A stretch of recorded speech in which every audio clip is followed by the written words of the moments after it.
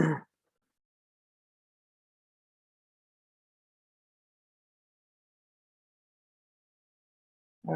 वालेकुम जी।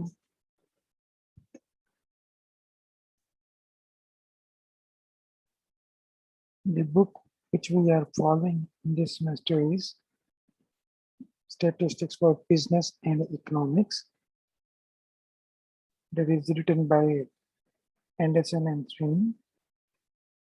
Today we are going to discuss inference about the difference between two population means and population standard deviation 1 and population standard deviation 2 unknown.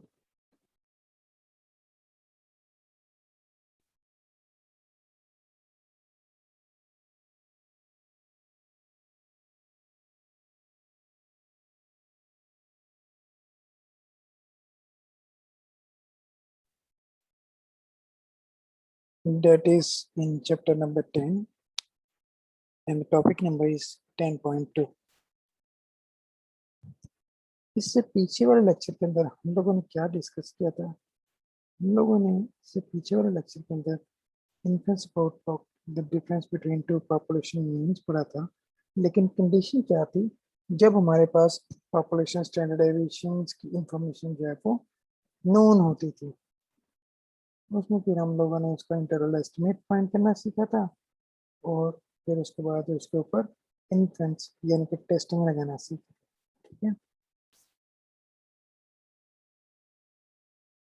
तो इस वाले topic के अंदर basically हम influence कर रहे हैं about the difference between two population means. लेकिन अब क्या है, अब हमारे पास पॉपुलेशन स्टैंडर्ड डेविएशंस की इंफॉर्मेशन जो है वो मौजूद नहीं है, यानी कि वो पॉपुलेशन स्टैंडर्ड डेविएशंस की इंफॉर्मेशन जो है वो अननोन है।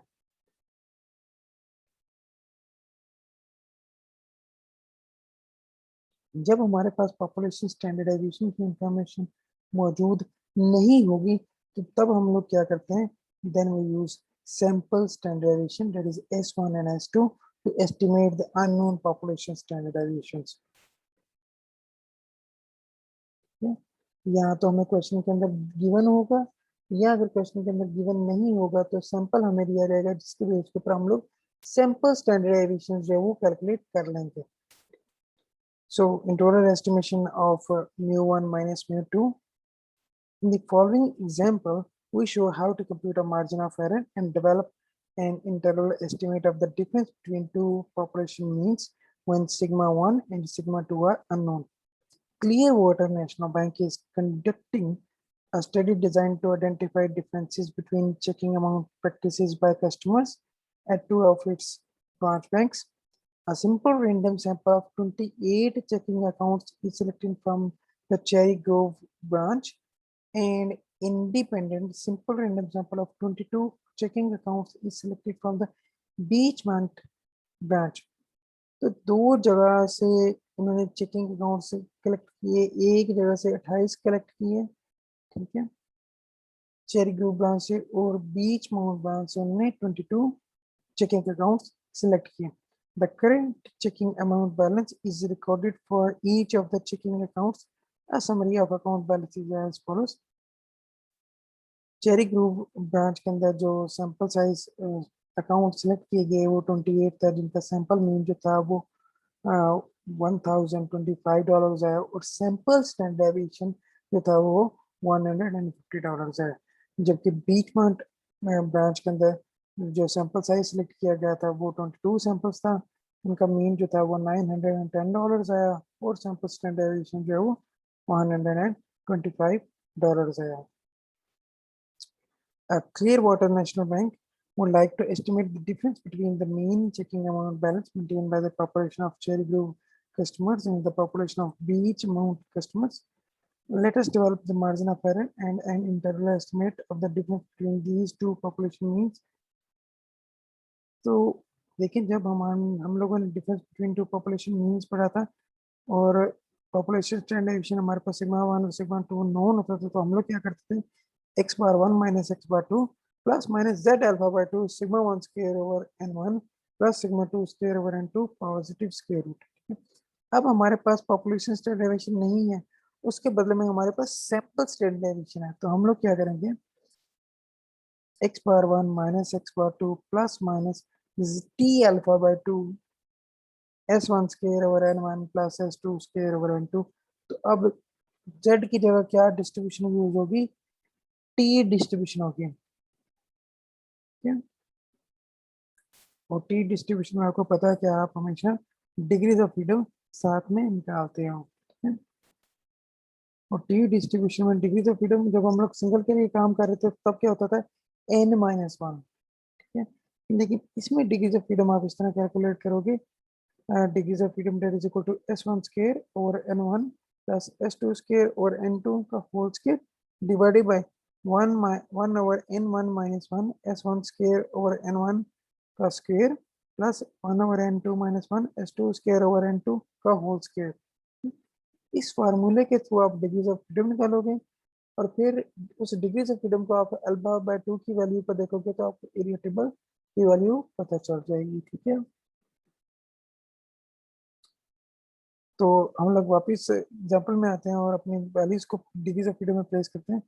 तो हमारे पास जो सैंपल स्टैंडर्डेशन यहाँ पे देखें, सैंपल स्टैंडर्डेशन क्या था, 150 था और 125 था, S1 150 था, S2 जो था वो 125 था। तो आपने क्या किया, वैल्यूज जस्ट प्लेस की, ठीक है। 150 square divided by 28 plus 125 square divided by 22 का whole square 1 over 28 minus 1 150 square divided by 28 का whole square plus 1 over 22 minus 1 122 5 square divided by 22 का होल स्क्वायर दैट इज 27.8। अब आप क्या करेंगे, 27 को 0.025 के टेबल के ऊपर देखेंगे तो आपके पास आंसर जो है वो 2.012 आ जाएगा, ठीक है। अब आपके पास वैल्यू टी की वैल्यू आ चुकी है, आप सिर्फ क्या करेंगे, वैल्यूज प्लेस करेंगे और आपके पास आंसर जो है वो आ जाएगा।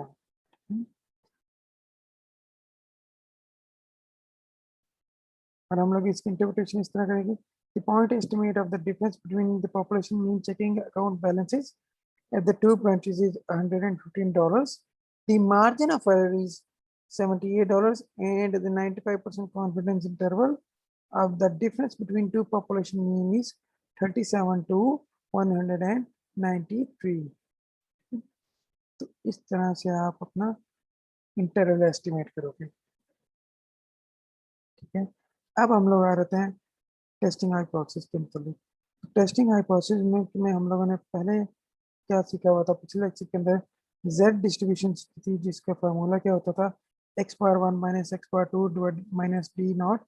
डी जो था वो आपका डिफरेंस होता था जिसके अगेंस्ट आप चेक कर रहे होते थे, अगर डिफरेंस नहीं दिया गया होता तो आप इसकी जगह पर वैल्यू 0 रख लेते थे।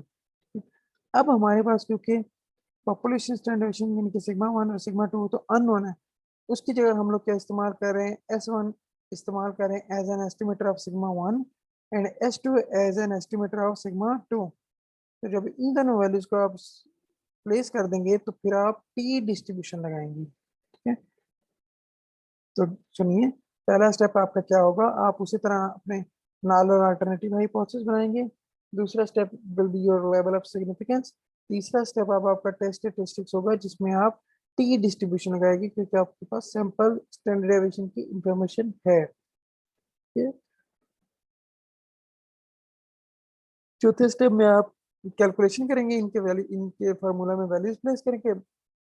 पांचवा स्टेप आप क्रिटिकल रीजन निकालेंगे, क्रिटिकल रीजन आप उसी तरह निकालेंगे जिसमें आप जेड का निकालते थे, लेकिन आप टी डिस्ट्रीब्यूशन आप यूज करेंगे और डिग्रीज ऑफ फ्रीडम निकालने का वही जो फार्मूला अभी हम लोगों ने सीखा है, आप उस फार्मूले के थ्रू आप डिग्रीज ऑफ फ्रीडम कैलकुलेट करेंगे, ठीक है।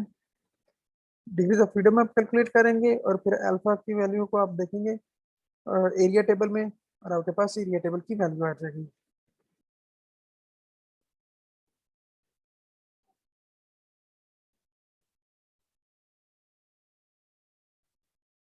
तो हम लोग एक एग्जांपल देख लेते हैं। Consider a new computer software package developed to help system analysts reduce the time required to design, develop, and implement an information system. To evaluate the benefits of the new software packaging, a random sample of 24 system analysts is selected. each analyst is given specifications for a hypothetical information system.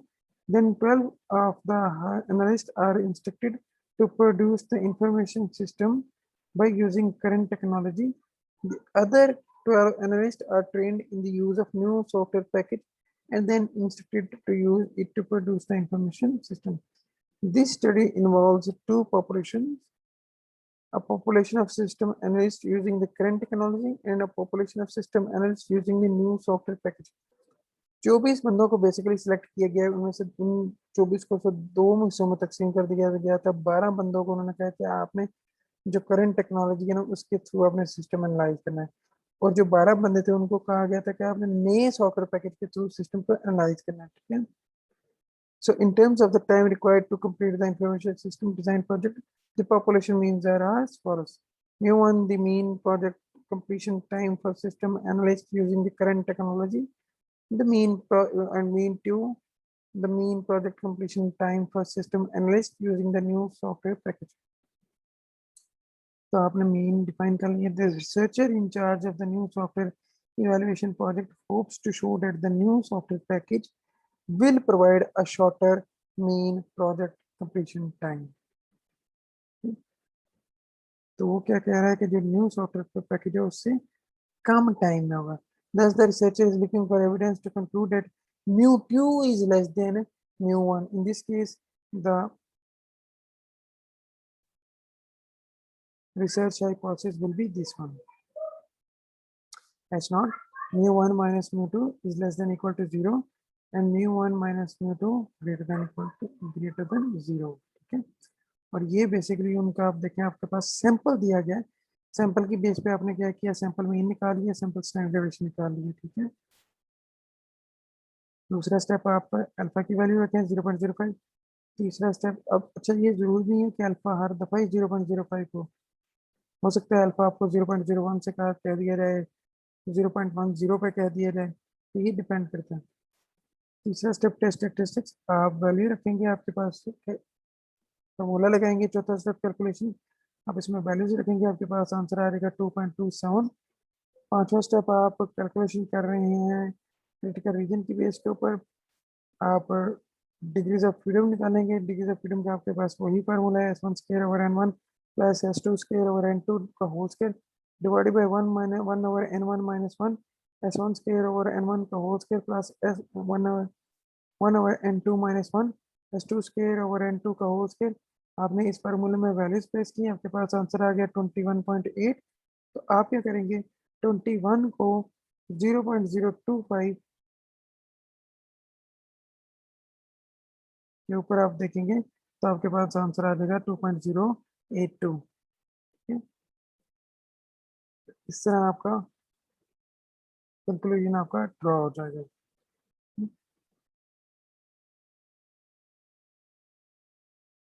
अब हम लोग कुछ question देख लेते हैं. Question number 9, आपके पास data given है, आपको पॉइंट एस्टिमेट निकालना है, आपको 95% पर मार्जिन ऑफ एरर निकालना है एंड देन 95% पर कॉन्फिडेंस इंटरवल निकालना है. तो वेरी सिंपल, क्योंकि आपके पास डाटा गिवन है, कोई मुश्किल नहीं है.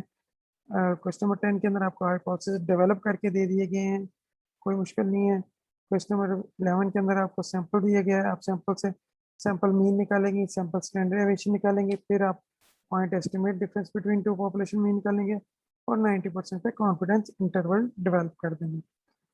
हम लोग क्वेश्चन नंबर 12 देखते हैं. The US Department of Transportation provides the number of miles that residents of the 75 largest metropolitan areas travel per day in a car. Suppose that a simple random sample of 50 buffaloes, a residents, the mean is 22.5 miles a day and the standard deviation is 8.4 miles a day. And for an independent simple random sample of 40 Boston residents, the mean is 18.6 miles a day and the sample and the standard deviation is 7.4 miles a day. आपको find भी करना है, point estimate find करना है और 90% पे confidence interval find करना है. ठीक है, तो देखते हैं.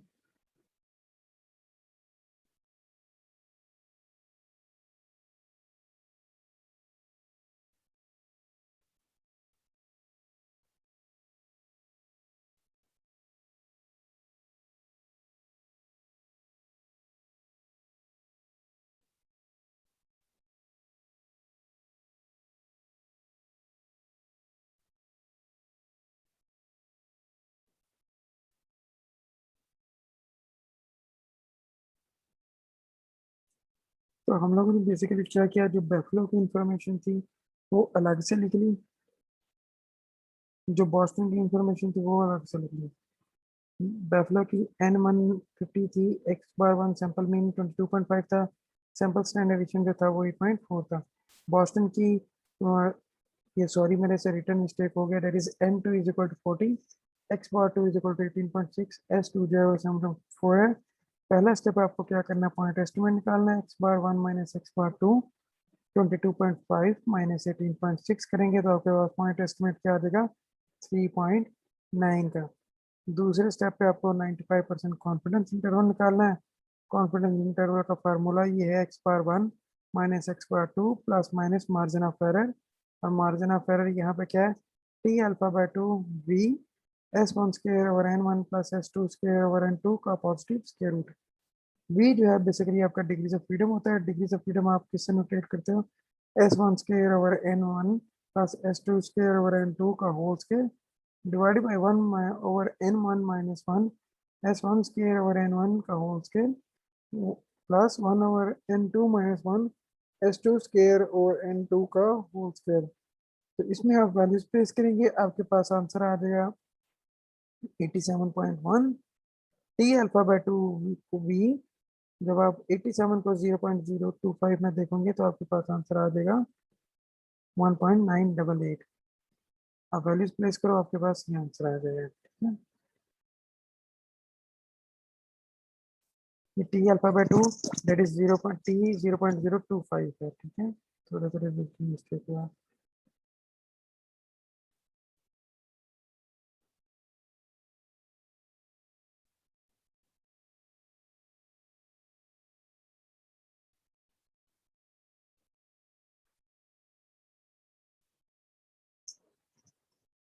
फिर हम लोग देखते हैं, are nursing question number 14, are nursing salaries in Tampa Florida lower than those in Dallas, Texas. Salary data shows staff nurses in Tampa earn less than staff nurses in Dallas. Suppose that in a follow-up study of 14 staff nurses in Tampa and 15 staff nurses in Dallas, you obtain the following results. आपके पास ये information है, number है 40, mean है उनका, sample standard है temper का और Dallas का, ठीक है। आपको करना क्या है, you need to formulate hypothesis so that if not the null hypothesis is rejected, we can conclude that the salaries for staff nurses in Tampa are significantly lower than that those in the Dallas। और आपको करना क्या है, u as alpha is equal to 0.05। तो देखते हैं question कैसे होगा।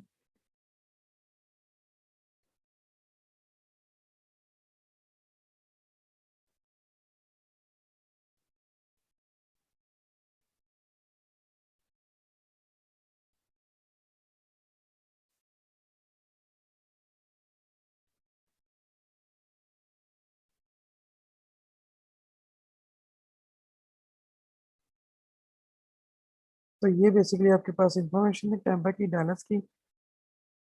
अब ये आपका नल हाइपोथेसिस है, ठीक है। mu1 minus mu2 greater than equal to 0 and mu1 minus mu2 less than 0। आप चाहे इस तरह बना लें हाइपोथेसिस, चाहे आप इस तरह बना लें हाइपोथेसिस, दोनों एक चीज़ है। अल्फा 0.05, टेस्ट स्टैटिस्टिक्स आपके पास वैल्यू रखेंगे, कैलकुलेशन करेंगे, आपके पास आ जाएगा -2.41। क्रिटिकल रीजन आप करेंगे T less than minus T alpha, क्योंकि आपके अल्टरनेटिव हाइपोथेसिस के अंदर लेस देन का साइन है, तो इसलिए लेस देन का साइन आएगा आपका क्रिटिकल रीजन में अल्फा वी, और इसके साथ माइनस आ जाएगा। डिग्रीज ऑफ फ्रीडम आप कैलकुलेट करेंगे, S1 square over N1 plus S2 square over N2 का whole square 1 over N1 minus 1 S1 square over N1 का whole square plus 1 over N2 minus 1 S2 square over N2 का whole square. तो देखें हमारे पास critical, हम लोग ये basically आपने डिग्रीज ऑफ फ्रीडम कैलकुलेट की हुई है इधर, ठीक है। डिग्रीज ऑफ फ्रीडम आपकी बेसिकली क्या आ गई, 90, ठीक है। तो जब आप 90 को आपने 0.05 पे देखा तो -1.662 आ गया। तो आप देखो कि as the calculated value of t that is -2.41 falls in the critical region, so we reject our null hypothesis, that is H naught mu1 greater than equal to mu2 and except h1 mu1 less than mu2। और अगर आप इसी question के ऊपर confidence interval develop करना चाहो तो वो कुछ इस तरह करके दिया है। हाल तो ये एक्वायर नहीं था, लेकिन फिर मैंने वैसे अपने तरीके से कर लिया। ठीक है,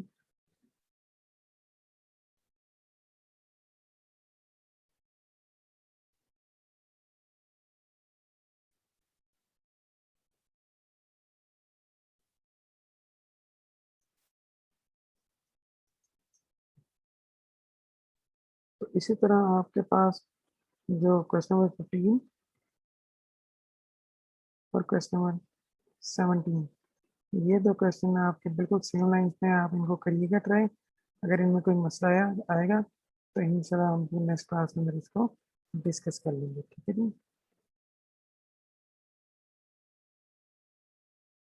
तो आज के लेक्चर का मैं दोबारा एक ओवरव्यू कर देता हूँ।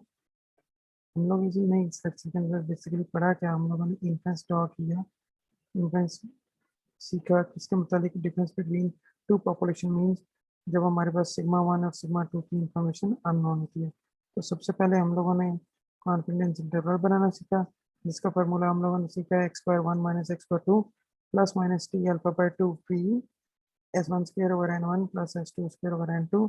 और इसमें आप डिग्रीज ऑफ फ्रीडम कैलकुलेट करते थे इस फार्मूले के थ्रू। ठीक है, कॉन्फिडेंस इंटरवल हम लोगों ने सीखी है। फिर हम लोगों ने टेस्टिंग ऑफ हाइपोथेसिस की, जिसमें पहले स्टेप में हम लोगों ने हमारे जो 3 पॉसिबल हाइपोथेसिस होते हैं, वो उन्हीं में से कोई ना कोई हाइपोथेसिस का फॉर्म लेगा। जो भी जिस तरह की आपकी सिचुएशन होगी आप उस तरह का हाइपोथेसिस बनाओगे। फिर सेकंड स्टेप आपका लेवल ऑफ सिग्निफिकेंस होगा। थर्ड स्टेप आपका टेस्ट स्टैटिस्टिक्स होगा। तो टेस्ट स्टैटिस्टिक्स आपके पास इस सिचुएशन में ये होगा, t is equal to x power 1 minus x power 2 minus d s1 square over n1 plus s2 square over n2, इसका पॉजिटिव स्क्वायर रूट। ठीक है, चौथे स्टेप पे आप कैलकुलेशन करेंगे। पांचवें स्टेप में आप क्रिटिकल रीजन निकालेंगे। क्रिटिकल रीजन आपका बेस कर रहा होगा आपके अल्टरनेटिव हाइपोथेसिस के ऊपर। जो आपका अल्टरनेटिव हाइपोथेसिस होगा उस तरह का आप फॉर्म जनरेट करोगे, और उसमें डिग्रीज ऑफ फ्रीडम आप ऊपर वाले फार्मूला के थ्रू ही कैलकुलेट करोगे। और उसके बाद आप उसके अकॉर्डिंगली जो है वो कंक्लूजन ड्रॉ कर दोगे। और कंक्लूजन का बेसिक कॉन्सेप्ट वही है कि अगर आपके कैलकुलेटेड वैल्यू आपके क्रिटिकल रीजन में फॉल कर दे तो reject H naught, otherwise accept H naught. और अगर आप पी वैल्यू के थ्रू काम कर रहे हो तो p value less than equal to alpha होगी तो reject H naught, otherwise accept H naught. तो ये था आपका आज का लेक्चर। इंशाल्लाह नेक्स्ट लेक्चर के अंदर आप लोगों से मुलाकात होगी। Thank you so much.